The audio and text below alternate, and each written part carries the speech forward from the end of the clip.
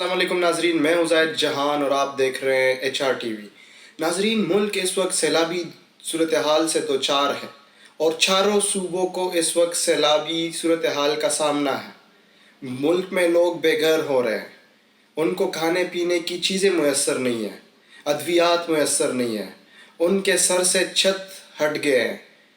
اسی صورتحال میں ملک میں قومی ایمرجنسی نافذ کر دی گئی ہے اور جو اعداد و شمار جاری ہوئے ہیں میں آپ کو وہ بتاتا ہوں۔ این ڈی ایم اے کے مطابق جو ہے تو 937 قیمتی انسانوں کی جانیں ضائع ہوئی ہے اس سیلابی صورتحال میں، اور 1343 لوگ جو ہے وہ زخمی ہیں۔ اس کے بعد جو ملک کے انفراسٹرکچر کو نقصان پہنچا ہے وہ دیکھیں، جو سڑکیں ہیں وہ 3100 کلومیٹر سڑکیں تباہ ہوئی ہیں۔ 3100 کلومیٹر مطلب کہ جو جتنی بھی جو ڈیولپمنٹ ہوئی تھی علاقوں میں، وہ علاقے واپس چلی گئی ہے ڈارک ایجز کی طرف۔ وہاں پہ سڑکیں تباہ ہو گئی ہے، وہاں پہ زمینیں تباہ ہو گئی ہے، وہاں پہ گھر تباہ ہو گئے۔ گھر 5,81,000 سے زائد گھر تباہ ہوئے ہیں۔ جو بلڈنگز ہوتی ہے وہ 5,81,000 سے زائد تباہ ہوئے ہیں۔ ساتھ اسی طرح تقریباً 8 لاکھ مویشی مرے ہیں۔ مویشی ذرائع آمدن ہوتی ہے گاؤں کے لوگوں کے لیے، ان کے آمدنی کا ذریعہ ان سے چھن گیا ہے۔ اسی سمیت حکومتی اداروں کی طرف سے جو ہے تو یہ بتایا گیا ہے کہ ہمیں 72 ارب روپے چاہیے ہے تاکہ ہم عوام کو ریلیف دے سکیں۔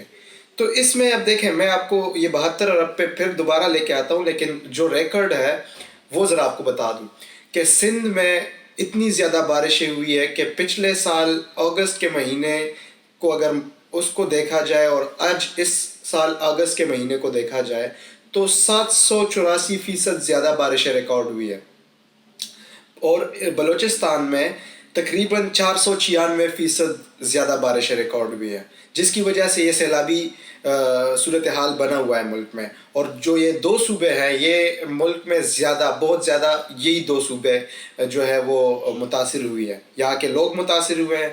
اور اس کا دیکھیں، جب بھی اس طرح کی ملک میں صورتحال بنتی ہے تو اس کے ڈائریکٹ کاسٹ اور انڈائریکٹ کاسٹ ہوتی ہے۔ ایک جو ہم ڈائریکٹ پے کرتے ہیں اور ایک انڈائریکٹ۔ دیکھیں، ڈائریکٹ ہم یہ پے کریں گے کہ جو عوام ہے ان کو ہم نے ریلیف دینی ہے، جو متاثرین ہیں، اور اس کے بعد جو انڈائریکٹلی ملک پہ جو برڈن پڑے گا، عوام پہ پڑے گا، وہ مہنگائی کے شکل میں پڑے گا۔ آلریڈی ہمارے ملک میں جو ہے 45% مہنگائی ہے اس وقت، لیکن اب یہ آنے والے دنوں میں 50% کو بھی کراس کریں گی مہنگائی کا جو شرح ہے، کیونکہ جو جتنے بھی ضروری اشیاء کی چیزیں وہ بلوچستان اور سندھ کی طرف سے آتی ہے اور کے پی کے کی طرف سے آتی ہے، حالانکہ جنوبی پنجاب سارے صوبے اس وقت سیلابی صورتحال کے شکار ہیں۔ تو اس لیے مہنگائی کا امکان ہے کہ مہنگائی 50% کو بھی کراس کرے گی۔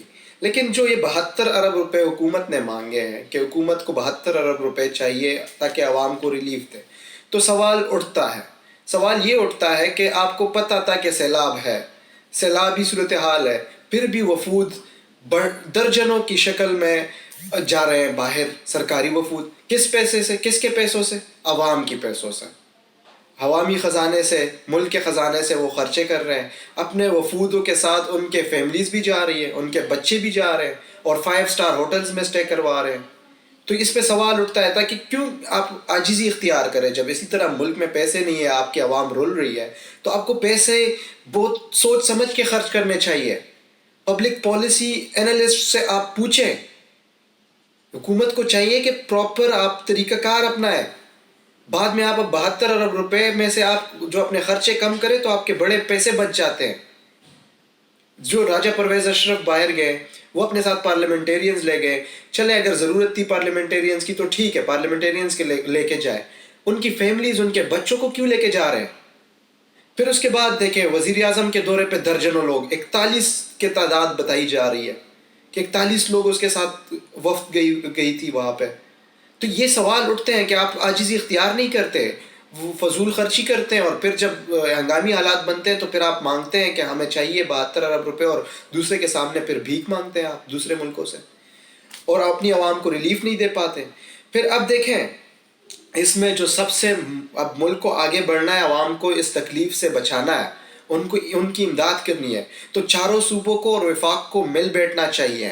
جس طرح کووڈ میں بیٹھے تھے NCOC بنایا تھا national command and operation centre اور وہاں سے سارے فیصلے ہوتے تھے سب کے مشاورت سے، تو اسی طرح ابھی بھی national command and operation centre بنایا جائے اور چاروں صوبوں کو مل بیٹھ کے وفاق کو ساتھ، کیونکہ دیکھیں وزیر اعظم ملک کے باپ کی جگہ ہوتا ہے اور اس کی قوم اس کے بچے ہوتے ہیں، لیکن اب وہ اگر ریلیف نہیں دے پا رہا، وہ سک کر گیا عوامی جو تکلیف جو عوام کو گزر رہی ہے، تکلیف سے گزر رہی ہے سیلاب زدگان، وہاں جو ٹینٹ بنا ہوا تھا ٹینٹ ولیج، وہاں پہ وہ گیا، وہاں اس نے پریس کانفرنس کرنی تھی، اس کی سیکیورٹی نے لوگوں کو باہر نکالا وہ ٹینٹ ولیج سے کہ آپ باہر جائیں، یہاں پہ پریس کانفرنس ہونے والی ہے۔ کس کی؟ وزیر اعظم صاحب کی۔ وزیر اعظم کو شرم نہیں آئی اس ٹائم؟ یہ بے شرموں کی طرح اگر آپ کریں گے یہ سب کچھ تو یہ نہیں چلے گا۔ عوام تکلیف سے گزر رہی ہے، آپ کو احساس ہونا چاہیے۔ وہ جاتی عمرہ میں نہیں بیٹھے، وہ بنی گالہ میں نہیں بیٹھے، چاروں طرف دیکھیں، آپ کے چاروں طرف صوبوں میں لوگ رل رہے ہیں، اتنی قیمتیں جانیں ضائع ہوئی ہے، اس کا جواب دہ کون ہوگا؟ حالانکہ جو میٹرولوجسٹ ڈپارٹمنٹ ہے، ویدر کو فورکاسٹ بتانے والے، انہوں نے پہلے سے خبردار کیا ہوا تھا، تو اس پہ انکوائری بھی بٹھانی چاہیے اور NCOC میں سارے اب جو عوام کو زیادہ سے زیادہ ریلیف مل سکے، اس کے لیے آپ کو چاہیے کہ چاروں صوبوں کو مل بیٹھ کے فیصلے کرنے چاہیے۔ یہاں پہ میں پاک فوج کو خراج تحسین پیش کرتا ہوں، وہ نہ صرف فیلڈ پہ ہے، وہاں پہ بھی جا کے لوگوں کو امداد دے رہے ہیں، اور اسی کے ساتھ جتنے بھی پاک فوج کے افسران ہیں انہوں نے اپنے پورے 1 مہینے کا جو تنخواہ ہے وہ امداد کے لیے وقف کر دیا ہے۔ تو اس پہ پاک فوج کو خراج تحسین پیش کرتے ہیں اور اسی طرح کی امید رکھتے ہیں کہ باقی بھی ادارے جو حکومتی سطح کے ہیں وہ بھی اسی طرح کے فیصلے کریں گے۔ امید ہے اس ولاگ سے آپ کو کچھ انفارمیٹیو ملا ہوگا۔ اگر اچھا لگا ہے آپ کو تو سبسکرائب کریں، لائک کریں۔ شکریہ۔